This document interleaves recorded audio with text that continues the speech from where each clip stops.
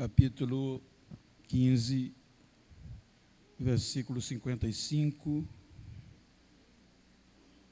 Por diante tem um texto que nós conhecemos de cor e salteado.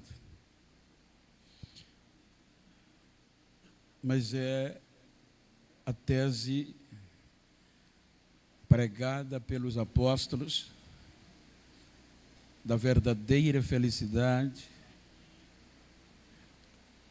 Onde está, ó morte, o teu aguilhão? Onde está, ó inferno, a tua vitória? Ora, o aguilhão da morte é o pecado e a força do pecado é a lei. Mas graças a Deus que nos deu a vitória por nosso Senhor Jesus Cristo. Portanto, meus amados irmãos, sede firmes e constantes, sempre abundante na obra do Senhor, sabendo que o vosso trabalho não é vão no Senhor. Queridos, aqui há um texto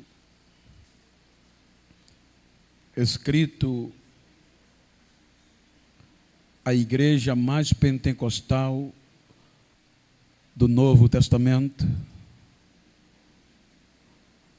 chamada de a igreja em Corinto.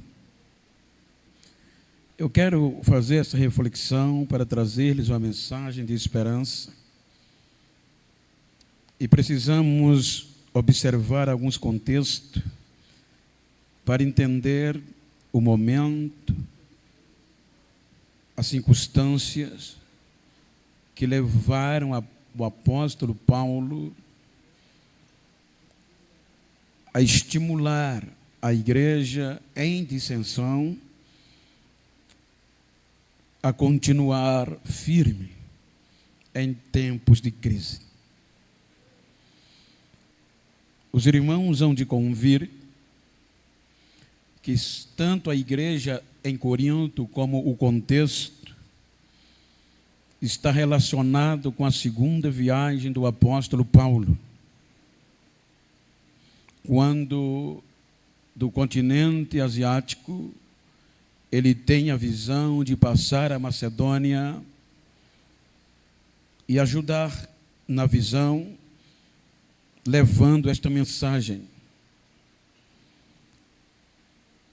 Então, quando o apóstolo Paulo, entendendo que era uma voz divina, ele vai para Macedônia, diz a Bíblia, que a primeira região que ele prega o evangelho da ressurreição é Filipe, a primeira região importante. O interessante é que tanto Filipe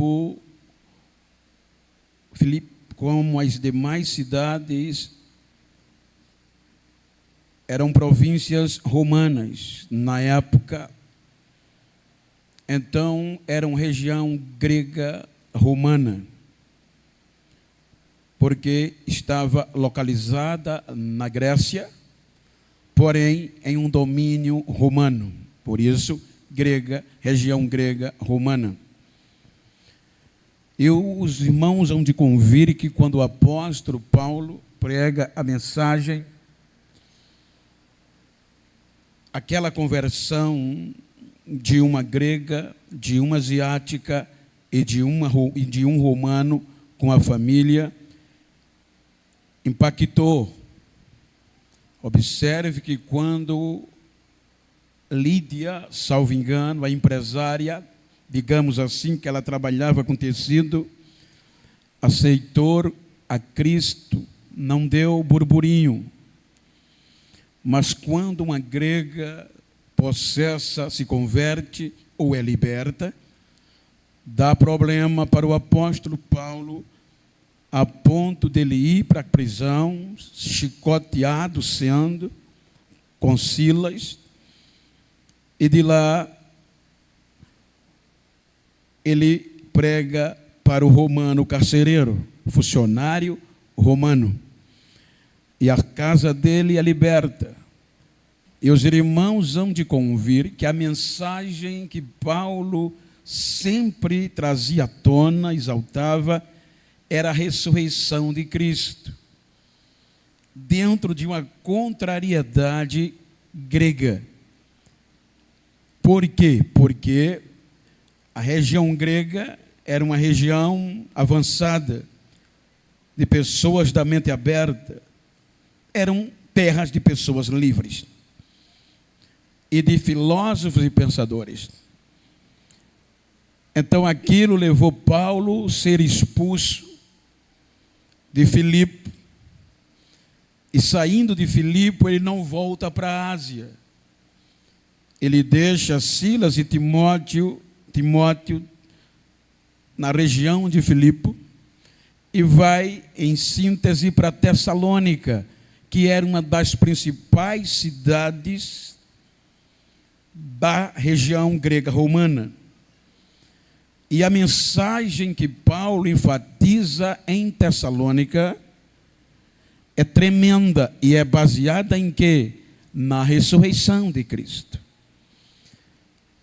A ressurreição de Cristo para nós hoje é praxe, pois temos a história escrita, é fácil pregar. Mas estes homens e mulheres estavam fazendo a história acontecer. Então era mais difícil de se pautar em alguma coisa, porque tudo que pregavam era um inédito, na sua maioria, com base na vida, paixão, morte, ressurreição de Cristo. Por isso que eu tenho medo e digo que às vezes a gente bate no peito e diz, mas eu preguei uma mensagem inédita. Não tem nenhuma mensagem inédita, toda é baseada nisso. Se sair disso, não é o Evangelho de Cristo. Então, observem que ele vai pregar em uma região grega. E os gregos, eles não aceitavam a ressurreição. Para os gregos está escrito que falar de ressurreição de mortos era loucura, era coisa de doido acreditar que havia ressurreição. Por quê? Porque, os irmãos, a história secular nos mostra que nesta época quem predominavam eram os romanos e os gregos. Os romanos pelo poder e os gregos pela filosofia, pelo conhecimento. E sempre a felicidade foi a busca maior do ser humano. E aqui os romanos, a história secular diz que eles buscavam a felicidade na morte, na miséria dos outros. Por isso, quando eu digo morte, não era em morrer. Era por isso que em Roma, o ápice, como nós no Brasil hoje é o futebol, lá eram as lutas, os gladiadores, as disputas. Eles investiam muito, eles vibravam e lotavam as arenas para ver sangue, porque ali estava a felicidade deles. Já os gregos não. Aonde Paulo prega aos gregos, eles buscavam a felicidade no que tinham. Então, por exemplo, eu tenho um microfone, tenho uma caixa e tenho outro. Este está comigo, isto aqui me pertencia. Então eles defendiam, eu tenho que buscar a felicidade no que eu tenho, não no que eu vou ter. Daí partiu a princípio filosófico de Zenon e de Epícuros, que é conhecido, nós vamos ler para os irmãos entender o contexto, que tinham que viver feliz naquilo que tinha. Então isso dificultava eles acreditar em uma felicidade oriunda de uma ressurreição de mortos que Paulo pregava. Veja a ênfase de Paulo. Quando ele prega em Tessalônica, um dos piores problemas que ele teve foi esse: pregar a ressurreição. Então, esta pregação causou tanta celeuma na igreja de Tessalônica, que me ajuda aí, por favor, 1 Tessalonicenses capítulo 4, veja o mal que Tessalônica sofreu por acreditar em um evangelho que dá felicidade depois da morte. Por isso que Paulo defendia: se eu esperar em Deus só nesta vida, eu sou o mais miserável de todos os homens, porque o contexto filosófico dizia que a felicidade era aqui no que você possuía diante, na visão grega. Aí veja que quando Paulo estabelece a igreja e depois ele escreve, esta própria maldade que devastou Coríntio estava devastando Tessalônica. Porque eles diziam que não tinha vida após a morte. Você tem que dar tudo o que tem para ser feliz com o que você tem aqui.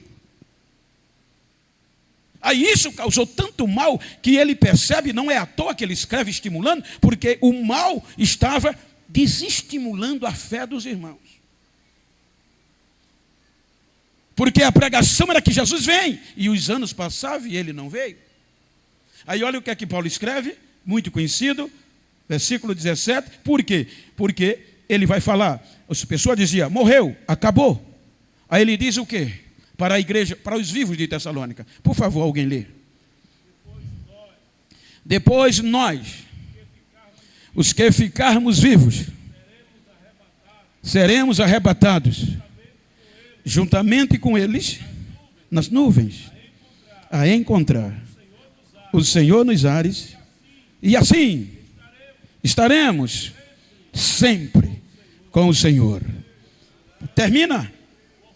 Portanto, consolai-vos uns aos outros com estas palavras. Era como dizer: ei, fica triste não, ele vem. Isso era palavra de consolo. Porque os versículos anteriores mostravam que os irmãos estavam entristecidos, desanimando, porque o contexto filosófico dizia que eles estavam perdendo tempo, quem morreu, morreu, e a ignorância está falando do conhecimento. Aí Paulo diz: irmão, eu não quero que vocês venham com esse conhecimento, com essa ignorância do que eles estão ensinando. Não quero que vocês sejam ignorantes acerca dos que já se foram. Aí é quando ele usa o texto de motivação e consolação. Ele é expulso, ele foi expulso dessa cidade. Foi um problema, querendo chicoteá-lo. Quando ele sai desta cidade, a escrita foi depois, mas no contexto local, atual, quando ele sai daí, ele vai para Bereia. Veja que Bereia era uma cidade de pessoas centradas, mente aberta, não discutiam, simplesmente observava o que ele pregava. Quando ele sai de Bereia, veja o que o contexto da ressurreição faz. Ele vai para Atenas. Tudo na região grega romana. Na região grega romana ele prega, ele chega em Atenas e manda buscar, chamar lá de Filipos, Silas e Timóteo. Aí a Bíblia diz, em Atos 17, que enquanto Silas e Timóteo não chegavam, ele vendo a cidade entregue à idolatria, ia para a praça pregar a ressurreição. Ele dava a cara. Se nós lermos, me permita, que eu não quero passar do horário, Atos, por favor, 17, segura aí, que eu vou sintetizar. Quando ele prega em Atenas, na rua, batendo boca a boca, o sujeito era tão bom que sacudiu a cidade. O contexto diz que o povo só era tanto grego como judeu que habitava ali. O assunto era esse.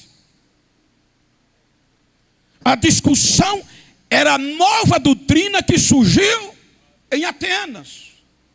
Por quê? Porque Paulo estava pregando uma doutrina com base num Deus desconhecido. Segundo algum contexto histórico extra-bíblico, diz que esse Deus desconhecido surgiu em um momento de desespero dos gregos, dos atenienses, ou como toda a Grécia. Como como a pandemia aconteceu em nossos dias, os irmãos viram o desespero mundial?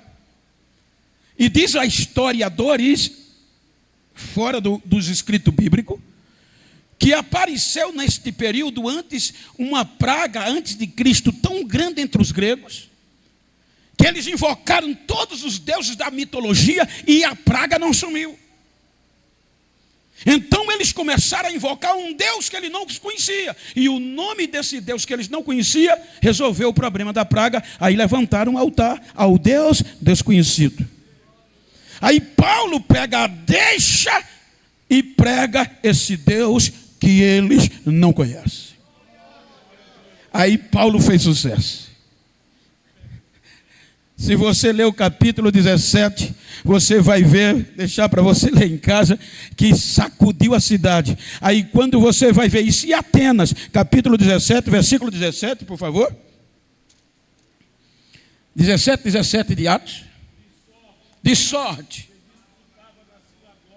que disputava nas sinagogas com judeus e religiosos todos os dias, na praça, com os que se apresentavam, e alguns dos filósofos, epicureus e estoicos, contendiam com ele. Uns diziam: o que quer dizer esse falador? E outros diziam: parece que ele é pregador de deuses estranhos, porque ele anunciava Jesus e a ressurreição. Aí o coco fedeu. Aí a notícia explodiu na cidade. Aí, se nós continuarmos lendo para ganharmos tempo, versículo 21 do mesmo capítulo.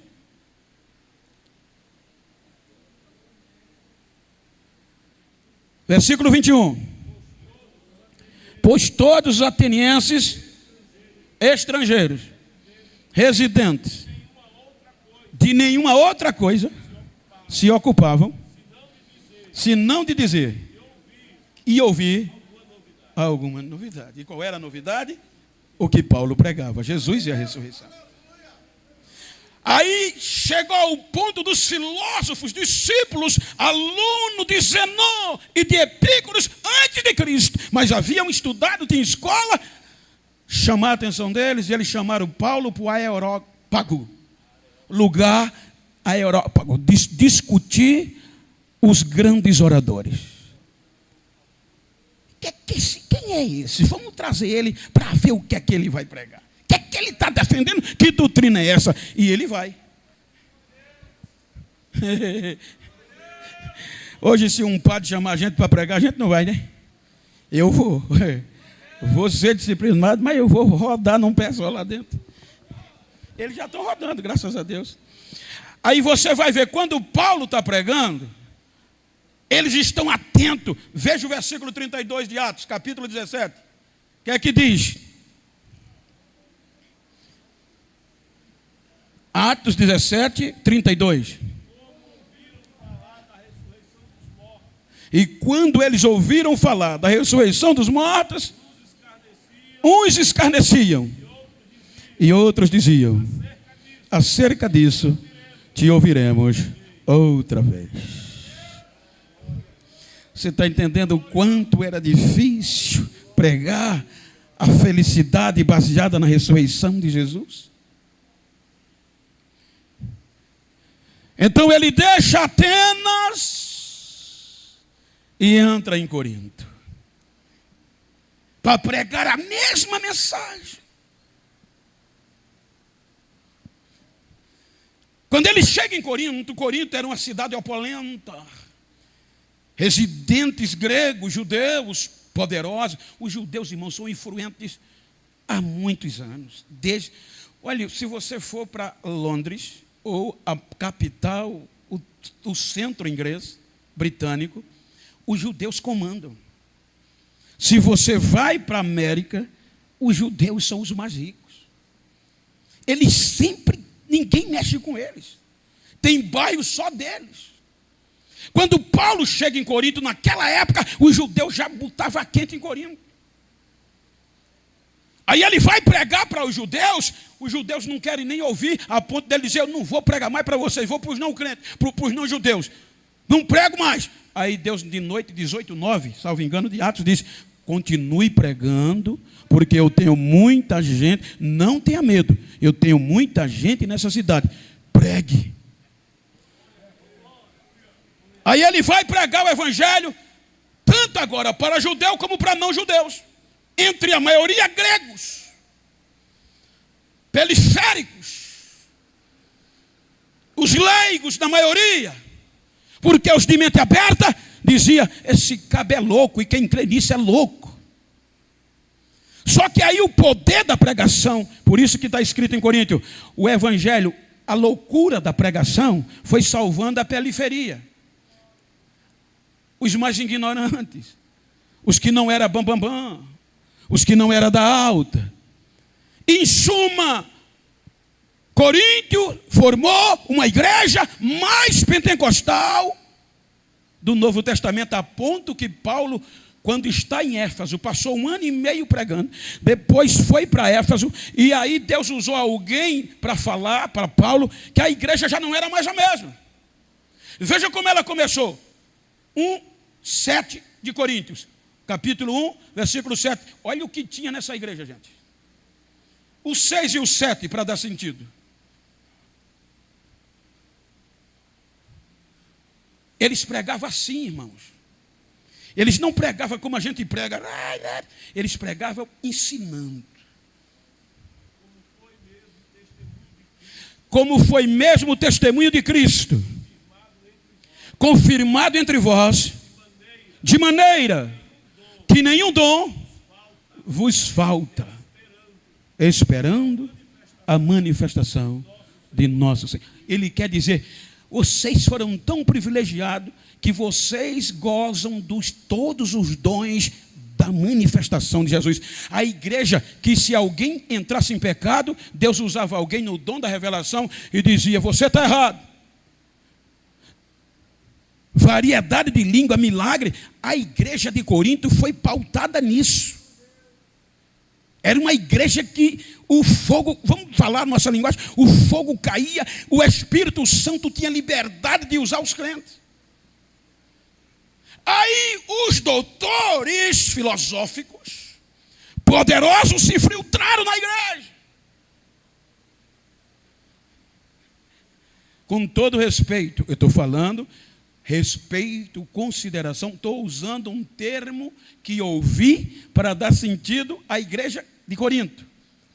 Eu ouvi esses dias de uma grande personalidade, um homem que me levou no seu gabinete e me mostrou, olhe, diplomas brasileiros, chilenos, Paraguai, Uruguai. Pense numa formação acadêmica danada. E ele olhou para mim e disse, Bento, sabe qual é o problema da igreja hoje? Os doutores. Porque eles estão perdendo a simplicidade do evangelho. Não estou falando os doutores pessoa, estou falando doutores, entre aspas, de teses. Foi isso que arrebentou a igreja de Corinto, porque diz a Bíblia que entrou alguns doutores querendo deturpar a doutrina da ressurreição que Paulo havia ensinado. E aí Corinto entrou na onda, se dividiu, começou a escolher A, B, C, D, e o homem entrou, a filosofia entrou, e quando a filosofia entrou, que é o conhecimento humano, aí o Espírito Santo sai. E aí eu quero ver, pode até ser bonita, crescer, ser rica, mas é só ajuntamento, não é culto, porque sem o Espírito Santo não é culto. Aí eles deturparam a doutrina a ponto que a igreja de Corinto perde a identidade. Aí quando um dos parentes de Cloé, que Paulo estava em Éfeso, veio visitar Corinto, e soube, chegou lá e entregou todo mundo e disse: Paulo está assim, está assim, está assim, está assim, está assim, está assim. Aí Paulo arrepiou e disse: rapaz, eu vou lá, mas se eu for, eu vou tão bravo que eles vão... E ele entendeu que ia ser pior e escreve a primeira carta. Veja o que é que ele diz. Veja, quando eu digo que os irmãos de Corinto que viveram um grande avivamento não era ninguém importante, está escrito. 1 Coríntios, capítulo 1, quando ele escreve, olha o que é que ele diz. Vamos ler. Coríntios 1, 21 e 22. Capítulo 1 da carta Paulo aos Coríntios, ele está falando para os irmãos que viveram o grande avivamento. Visto como na sabedoria de Deus, o mundo não o conheceu a Deus, pela sua sabedoria, aprove a Deus salvar os crentes pela loucura da pregação. Por quê? Os gregos diziam que era loucura falar da ressurreição e seguir a doutrina que Paulo pregou. Por isso que antes ele diz: o evangelho é loucura para eles que perecem, mas para nós que somos salvos é poder de Deus. Veja a continuidade. Porque os judeus pedem um sinal e os gregos buscam sabedoria, mas nós pregamos a Cristo crucificado, que é escândalo para os judeus e loucura para os gregos. É este Jesus que está vivo. Versículo 26. Mas para os que são chamados, versículo 26. Para ganharmos tempo, porque 9 horas. Porque vedes, irmãos, vejam, irmão, a vossa vocação, a vossa chamada. Entre vocês tem muitos sábios, segundo a carne. Tem alguns poderosos. Nem tem alguém nobre que foi chamado. Paulo estava dizendo: tem algum nobre aqui? Versículo 32. Vai, continua. Vai, continua, vai. Mas Deus escolheu as coisas loucas deste mundo para confundir as sábias. Deus escolheu as coisas fracas deste mundo para confundir as fortes. E Deus escolheu as coisas vis e as desprezíveis e as que não são, para aniquilar as que são, para que nenhuma carne se glorie perante ele. Paulo estava dizendo: vocês eram ralé, vocês não eram nada, mas Deus escolheu vocês para se confundir quem achava que era. Aí ele vai de cascá-los. Estou sabendo que a imoralidade está no meio de vocês. Estou sabendo que o litígio, a contenda, está uma bagunça, está uma vergonha, que nem lá fora estão fazendo o que vocês fazem aí dentro. Vocês estão envergonhando o evangelho. E ele vai concluir a ponto que os irmãos de Corinto tinham até perdido, nem ia para culto mais. Porque os doutores deturparam e eles diziam: não tem ressurreição mais não, vou buscar a felicidade aqui mesmo. Veja que o capítulo 15 é inteiro a ressurreição. Aí Paulo vai questionar: irmão, vocês estão dizendo que Jesus não ressuscitou? Estão indo na onda desses conversadores que só tem papel, só tem ideia para tirar vocês do verdadeiro evangelho?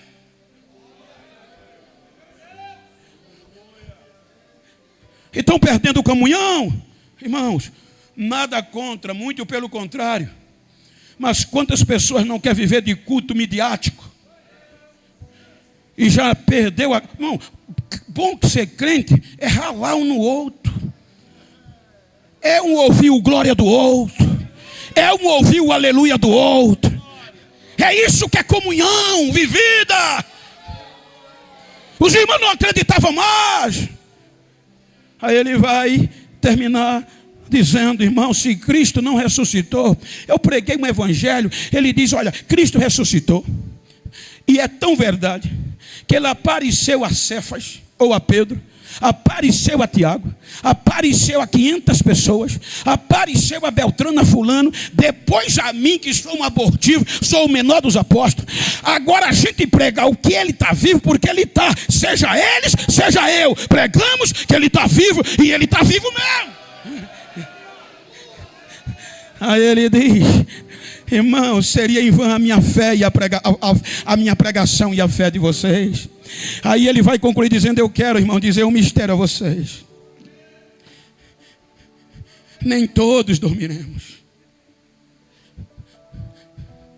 mas ao som da última trombeta. Ele está falando, eu mandei até para o Jadiel um contexto de um escritor que Paulo teve uma formação militar, que a cidadania dele como romano veio porque o pai dele fazia parte como é o nome, meu Deus, esqueci, da força militar romana. As legiões, ele era um legionário. Porque ou o legionário prestou serviço a Roma ou nascimento, para comprar era muito dinheiro. Então, quando Paulo está falando disso aqui, veja o que é que ele diz, irmãos. Ao som da última trombeta, ele usa muito, porque é o toque de recolher. Quem é militar sabe que existe. Quando o toque de recolher vir, nós não vamos primeiro daqui, porque o cara que ele dizia, morreu, acabou. Ele dizia, mas quem morreu em Cristo, quem dorme em Cristo, vai ressuscitar primeiro. E depois nós que estivermos vivos vamos ressuscitar no abrir e fechar de olhos. Quando, Paulo? Quando isso que é corruptível se revestir da incorruptibilidade. Quando isto que é mortal se revestir da imortabilidade. Vai acontecer o que está escrito: tragada foi a morte na vitória. Aí ele faz questão da gente ensaiar hoje um corinho. Dentro de um pensamento humano, é obviamente, mas com base bíblica, que ele deixa em aberto. Nós vamos subir cantando um corinho com coral, com uma orquestra, afinado, gritando, subindo e zombando, dizendo: onde está, ó morte, o teu aguilhão? Onde está, ó inferno, a tua vitória? O aguilhão da morte é o pecado, e a força do pecado é a lei. Mas graças a Deus que por Jesus Cristo que nos deu vitória. Portanto, meus amados irmãos, firmes, inabalável, sabendo que na obra do Senhor não é vão, prossigam, acreditando que Ele vem. Então console esse irmão que está ao teu lado, diga: levante a cabeça, já já Ele vem. A trombeta toca já. E se ela toca hoje, eu vou subir com você. Eu vou subir com você. Nós vamos subir cantando entoado. Um só coro, um só hino. Quem tem essa esperança fica de pé. Quem tem essa esperança fica de pé, falando língua. Quem pode, vai, adora Ele, que Ele vem.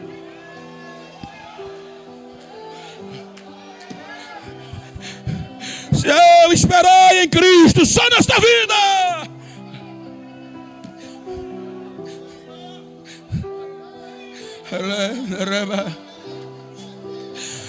eu não era crente, mas eu lembro quando o pastor Hernando pregava, eu passava por futebol e via ele dizendo: quantos diz amém? Estendia as mãos. Ele era convicto que as mensagens principais eram arrebatamento. Ele vem. Levante a cabeça, você vai conseguir. Ânimo, você vai conseguir.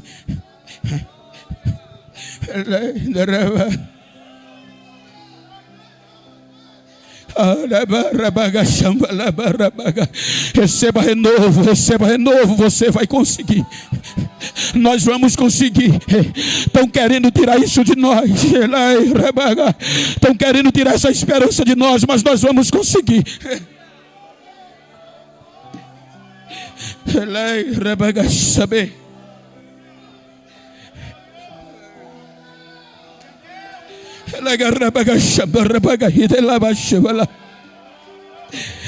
Soberania eterno Deus.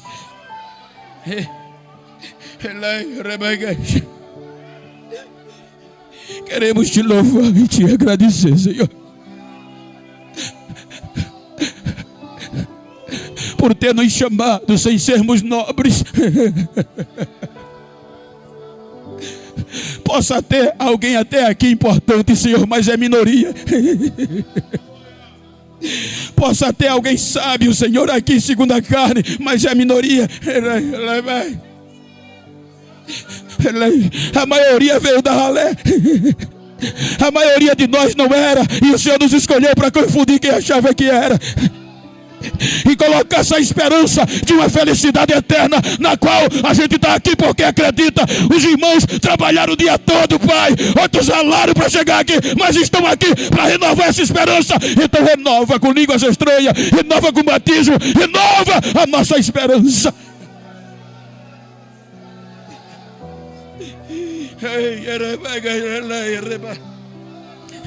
Se você puder dar um abraço nesse crente íntimo que está do teu lado, abraça ele, diz no ouvido dela, no ouvido dele: ele vem, ele vem, você vai conseguir, nós vamos conseguir, não desista, espera, ele vem.